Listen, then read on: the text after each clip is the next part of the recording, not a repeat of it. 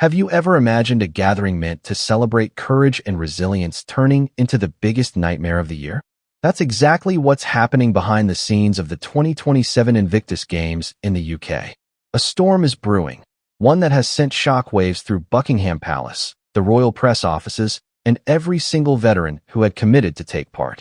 2,000 veterans, heroes, men and women who sacrificed everything, have suddenly withdrawn their participation. Not because of injury, not because of scheduling conflicts, but because something deeper, something profoundly unsettling, has shaken their trust. And at the center of it all are Prince Harry and Meghan Markle, facing a level of fear and uncertainty that no one could have predicted. Before we continue, please hit the like button, subscribe to the channel, and turn on the notification bell for updates. Imagine the pressure. Harry, who built his life around advocating for veterans, and Meghan, who has often taken center stage in every cause she touches, are now in a situation where the very people they aim to honor are turning away from the event that is supposed to celebrate their resilience. Can you even begin to picture the tension, the sleepless nights, the private conversations behind closed palace doors? The questions are piling up, and the answers are coming slower than anyone expected. This isn't just about a sporting event. This is about trust, about legacy, about reputation, and about the intricate, delicate balance of royal protocol colliding with public expectations. The Invictus Games have always been more than a competition. They are a symbol, a global stage where courage is celebrated, where veterans are honored, and where Harry and Meghan have consistently projected an image of support and solidarity. But now, the image is cracking. Behind the cameras, behind the media smiles, behind the carefully orchestrated photo ops, something has gone terribly wrong. So why would 2,000 veterans, the very individuals who had raised their hands to participate, suddenly step back? Some say it's a protest against management decisions. Others whisper that it's personal, a reaction to tensions between the royal couple and organizers. And then there are rumors, the kind that make the headlines for weeks, suggesting that internal conflicts and secret disagreements have escalated into something no one dared to imagine. What is true? And what is speculation? That's exactly the story we're diving into today. This is a story of heroes and betrayal, of dedication colliding with disappointment, of public celebration colliding with private chaos. And it begins with a single withdrawal. One veteran, a decorated former service member, pulled out, citing concerns over how the games were being organized. At first, it seemed like an isolated incident, a minor disruption that could be smoothed over with reassurances and a few phone calls. But it didn't stop there. The withdrawal spread like a contagion. 50, 100, then hundreds. Within days, the numbers escalated to 2,000. 2,000 men and women, each with a story, each with a reason, each sending a clear message. Something is wrong. And Harry and Meghan? They were blindsided. In public, they maintain composure. They smile for cameras, they deliver speeches, they share updates about their involvement and their excitement. But behind the closed doors, the situation is anything but composed.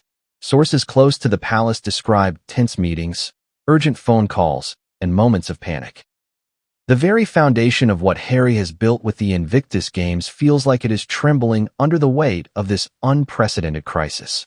Meghan, usually calm and in control, is reportedly frustrated and worried, juggling media scrutiny, internal disagreements, and a growing public backlash. The stakes have never been higher. The media, of course, is relentless. Every withdrawal is reported, dissected, and debated. Social media explodes with speculation, with hashtags trending in hours, with comments ranging from supportive to scathingly critical. And in the middle of it all are Harry and Meghan, trying to navigate a situation that feels increasingly like a firestorm.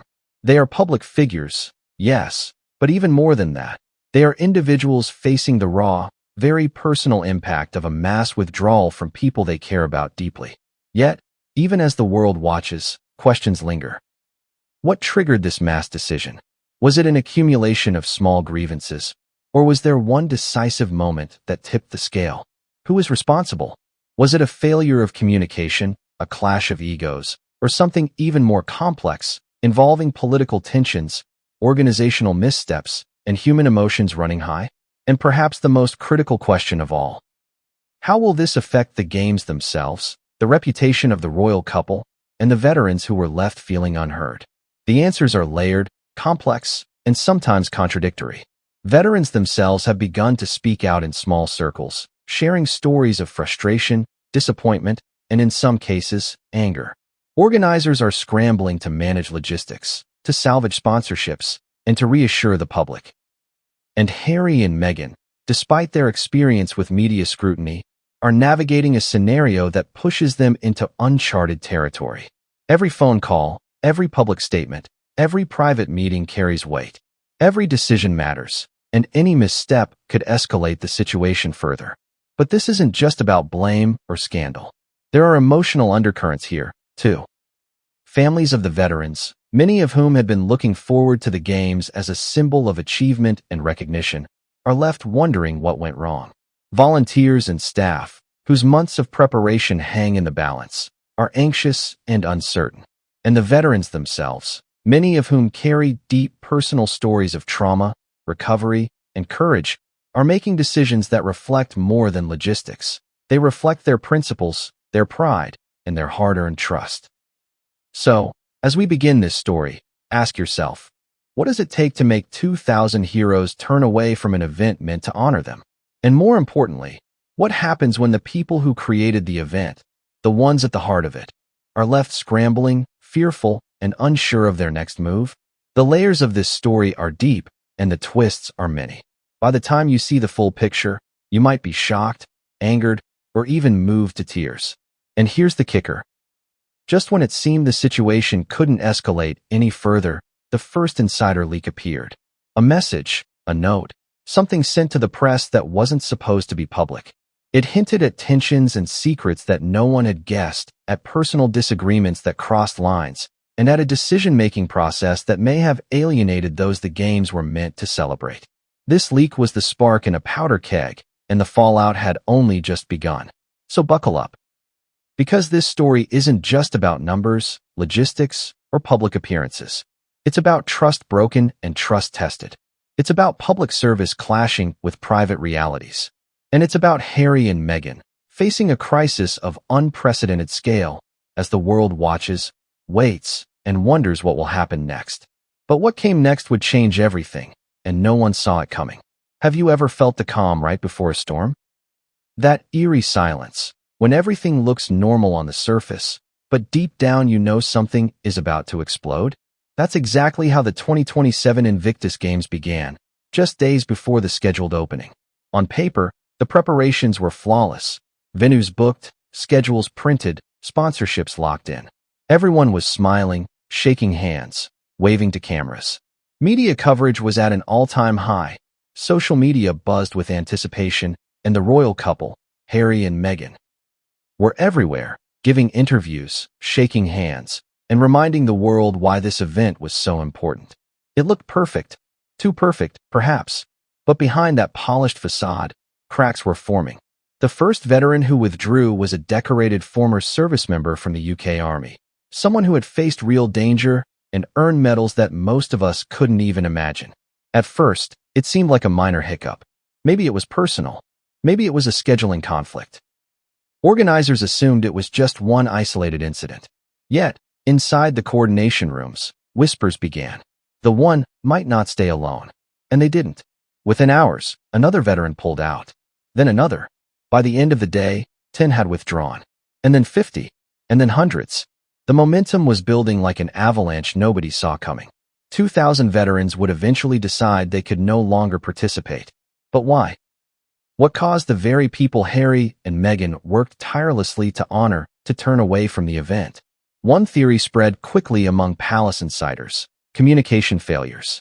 Simple mistakes, missed calls, overlooked emails, scheduling conflicts, were being amplified by frustration and a sense that the veterans' concerns weren't being heard. But was it really that simple? Some insiders suggest a more complicated picture. A collision of egos, political pressure, and personal clashes that no one wanted to admit publicly. Imagine being in Harry's shoes at that moment. You've spent years promoting the games, advocating for veterans, emphasizing the healing power of sports, the community, and the global attention this event brings. And suddenly, thousands of people you genuinely respect are turning away. How do you explain that to the public? How do you explain it to the families waiting to see their loved ones honored? And how do you face Meghan, knowing the intensity of the media spotlight will hit her just as hard, if not harder? The pressure was compounded by secrecy. Not everything could be shared with the media. Not every concern could be publicly addressed. Harry and Meghan had to navigate a maze of sensitive communications, balancing transparency with discretion, all while keeping the event's integrity intact. One wrong word, one misstep in public, and the story could spiral completely out of control. The emotional stakes were enormous. Veterans, many of whom have spent years recovering from physical and emotional trauma, felt the weight of the event personally. For them, the Invictus Games were not just a competition. They were a symbol of recognition, a celebration of resilience, a stage to show the world what they had overcome. When they began to pull out, it was not merely a logistical problem. It was an emotional crisis. These weren't actors or influencers who could be replaced. These were individuals with profound experiences, and their absence would resonate far beyond the arenas and stadiums. Meanwhile, Meghan was facing her own set of pressures. She was acutely aware that public perception matters just as much as the event itself. Every interview, every photo, every public appearance was dissected. Her reputation as a compassionate, capable figure in charitable and advocacy work was on the line. Could she influence the veterans to stay? Could she mediate the growing tension without exacerbating it? Sources close to the couple describe hours-long discussions where she tried to anticipate every scenario, every potential backlash, every criticism that could appear in the press. The stress was palpable, but the real problem was that none of these withdrawals were isolated incidents. They formed a pattern, a silent protest of sorts. Veterans were not just leaving the games, they were making a statement. And when people make statements of that scale, it is impossible to ignore. Organizers scrambled. Calls were made to leaders of veteran organizations, to family members, to military liaisons. Emails were drafted, meetings scheduled. The tone was urgent, frantic even. Every moment felt critical. Every message had the potential to either calm the situation or inflame it further. And yet, the public saw none of this. The media coverage, carefully orchestrated, focused on the smiles, the ceremonial preparations, the inspirational stories of individual athletes. But behind the cameras, the palace and organizers were running a crisis management operation on a scale never seen in the history of the games. Phone lines were flooded, text messages went unanswered, private communications leaked accidentally, and every small misstep was magnified. Harry and Meghan, despite their experience with public scrutiny, were being tested in ways that went far beyond anything they had faced before. So what caused the withdrawal to snowball? Insider sources suggest a combination of factors. Lingering resentment over past scheduling issues, frustration with organizational communication, a sense that decisions were being made without veterans' input, and the omnipresent tension between royal protocols and grassroots expectations. Some even hint at more personal elements, specific disagreements between the couple and certain organizers, mismanaged expectations, and a chain of misunderstandings that grew exponentially. As this tension grew, so did the fear. Harry reportedly spent sleepless nights reviewing the list of withdrawals, strategizing over phone calls, and conferring with Meghan on how best to address the crisis. Meghan, in turn, pushed back, insisting that the couple take control of the narrative while also respecting the veterans' autonomy. But every action seemed to trigger unintended consequences. Every public reassurance risked alienating someone else. Every private negotiation risked leaking to the press. The psychological weight of these events cannot be overstated. Imagine being thousands of miles away, planning for a celebration that is supposed to highlight heroism, while knowing that your audience, those you came to honor, are actively withdrawing. Imagine reading messages from veterans explaining, in detail, why they could no longer participate. Their words were not just logistical, they were personal. They reflected disappointment, anger, hurt, and, in some cases, outright frustration with leadership. For Harry and Meghan, each message was a dagger to the chest, a reminder that even the best intentions can go awry when communication fails and expectations clash. And yet, amidst all this tension, one thing became clear. The situation was far from over. The initial withdrawals were only the beginning.